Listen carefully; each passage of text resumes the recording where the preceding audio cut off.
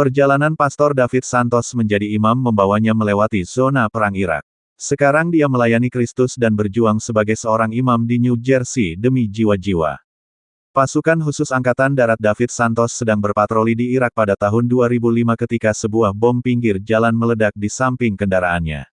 IED atau Improvised Explosive Devices merupakan ancaman besar selama fase perang Irak, membunuh dan melukai banyak tentara.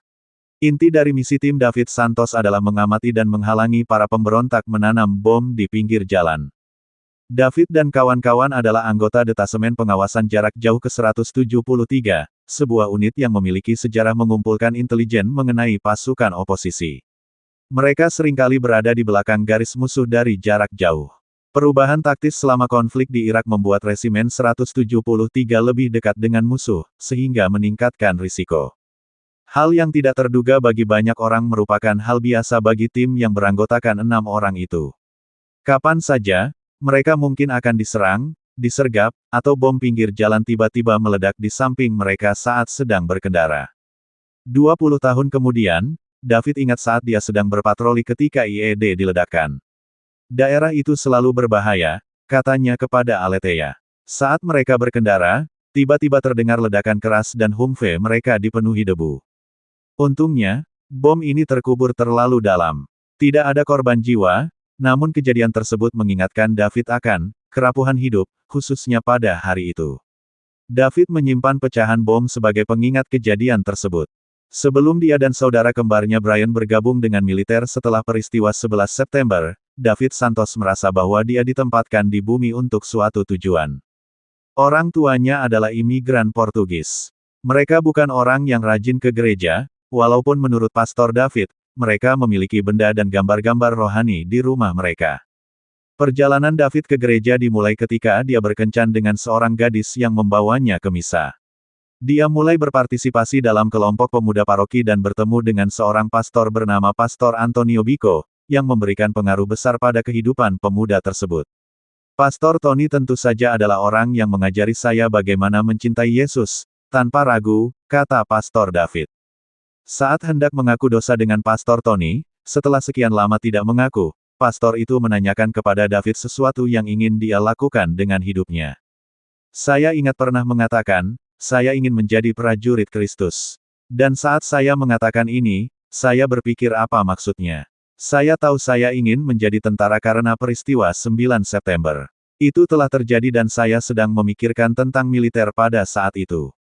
Namun saya juga mengalami kebangkitan iman dan pendalaman iman sehingga dalam pikiran saya seperti prajurit Kristus. Pastor Tony menatapku dan berkata, kedengarannya seperti seorang pastor. Saya mengatakan kepadanya, pastor tahu saya punya pacar. Saya tidak tertarik untuk jadi pastor. Saya bahkan tidak pernah memikirkannya sampai saat itu. Militer masih menjadi fokus David. Dia dan Brian telah secara aktif mempelajari atau membaca berbagai dinas militer untuk mencari layanan yang tepat. Namun sebuah benih telah ditanam dalam jiwa David, benih yang terkadang muncul dengan cara yang tidak terduga. Saya ingat sedang menyikat gigi dan tiba-tiba membayangkan diri saya mengenakan kerah klerikal dan berkata, apa? Apa yang sedang terjadi? Tidak lama setelah itu, seorang teman keluarga mengarahkan David dan Brian Santos untuk bergabung dengan Resimen 173. Mereka mulai berlatih secara intensif dan akhirnya dikirim ke Irak. Seperti banyak veteran lainnya, Pastor David benar-benar rendah hati ketika berbicara tentang dinas perangnya. Namun, ketika berbicara dengan mantan komandannya, jelas bahwa 11 bulan yang dihabiskan Santos bersaudara di Irak menuntut banyak hal dari mereka dan anggota pasukan ke-173 lainnya. Orang-orang saya selalu menjadi ancaman dan mereka terus-menerus berhubungan dengan musuh, kata pensiunan Kolonel Michael Manning dalam sebuah wawancara dengan Aletheia.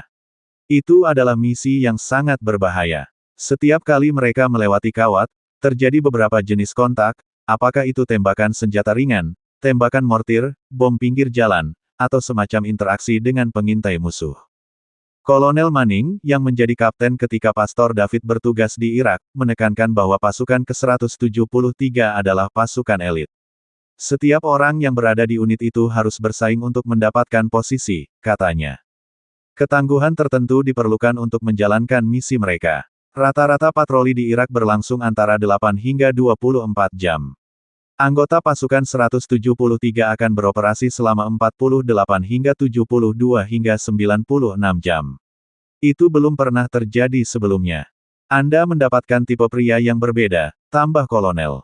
Salah satu bintara saya pernah mengatakan bahwa unit kami terdiri dari bajak laut dan Viking. Itulah tipe pria yang Anda butuhkan. Di antara orang-orang ini, David menonjol karena integritas dan imannya yang dalam, namun juga karena kemampuannya untuk berhubungan dengan orang lain yang belum pernah melihat bagian dalam gereja atau sama sekali tidak tertarik pada agama. Satu kaki di dunia ini dan satu kaki lainnya di tempat lain. Ketika tur mereka selesai, David dan saudaranya kembali ke rumah. Dia kembali ke perguruan tinggi untuk menyelesaikan gelarnya, namun pertanyaan tentang panggilan sejatinya semakin meningkat. Pada Jumat malam dia pergi keluar bersama teman-temannya, lalu pulang dan mandi agar dia bisa berkendara ke Newark untuk membantu Pastor Tony saat ia merayakan misa pada Sabtu pagi. Rasanya seperti saya memiliki satu kaki dalam satu kehidupan, dan satu kaki mulai melangkah dalam kehidupan yang berbeda. Itu adalah hal yang bertahap, kata Pastor David. Bahkan ketika saya masuk seminari, saya tidak berpikir bahwa saya akan menjadi seorang imam, jelasnya. Keluarganya terkejut ketika David akhirnya memberi tahu mereka. Ada pertanyaan dan keberatan. Lebih banyak daripada saat dia dan Brian mengumumkan bahwa mereka bergabung dengan tentara. Ayah mereka sangat tidak bahagia. Bahkan Brian, yang memeluk iman Katoliknya karena David, terkejut. Ketika saudara perempuan David bertanya kepadanya mengapa dia harus pergi ke seminari, dia hanya menjawab, dunia adalah tempat yang ramai, dan saya perlu mendengar Tuhan memberitahu saya apa yang dia ingin saya lakukan. Belakangan, keluarga Santos menghargai keputusan David. Brian Santos dengan penuh kasih mengenang penahbisan saudaranya menjadi diakon di Roma, ketika sekitar 20 anggota keluarga datang untuk merayakannya bersama David, termasuk beberapa dari Portugal. Imamat David anugerah bagi seluruh keluarganya. Ini adalah gerakan Roh Kudus yang indah dalam hidup kita, kata Brian. Hal ini tidak hanya membantu kami menjadi lebih dekat sebagai sebuah keluarga, namun saya pikir penguatan iman kami juga telah menyatukan kami dalam pengalaman tersebut. Pastor David menyimpulkan pengalamannya dengan cukup sederhana, saya senang menjadi seorang pastor. 2 tahun telah berlalu sejak pentahbisannya menjadi imam. Pada tahun 2022, dia ditahbiskan sebagai imam di Gereja Rasul Saint James di Springfield, New Jersey. Pekerjaan barunya menangani berbagai masalah pemeliharaan, staf, dan keuangan, tugas yang dia emban, namun fokus intinya tetap pada misi imamatnya. Anda dimaksudkan untuk membimbing orang, mengarahkan mereka, mencintai mereka, bekerja dengan mereka, melayani mereka. Mirip dengan seorang prajurit yang melayani orang-orang di kampung halamannya saat ditugaskan. Sesuatu yang dramatis terjadi pada malam penahbisannya. Merupakan tradisi bagi seorang imam baru untuk menerima piala sebagai hadiah dari keluarga atau dermawannya. Atau, memilih piala yang lebih tua. Misalnya, memilih salah satu piala yang telah disumbangkan oleh pastor paroki atau pensiunan. Menurut Pastor David, itu semacam pewarisan misi dari satu generasi imam ke generasi berikutnya. Pastor David ingat dengan jelas pergi ke seminari untuk memilih pialanya. 4 atau 5 di antaranya diletakkan di atas meja. Salah satu piala menonjol karena baru saja direnovasi. Itu bagus, berkilau, indah, kenang Pastor David. Dan biasanya, yang terjadi adalah ketika seseorang menawarkan piala kepada imam, mereka menuliskan di dasarnya, untuk mengenang, atau, sebagai rasa terima kasih atas, dan seterusnya, jelasnya. Penasaran, Pastor David membalik piala untuk membaca prasasti. Ketika dia melihatnya, dia hampir menjatuhkan pialanya karena terkejut. Pada dasarnya tertulis, prajurit Kristus, kenangnya. Ia terheran-heran, kata-kata yang pernah ia ucapkan secara berseloroh tertera di situ.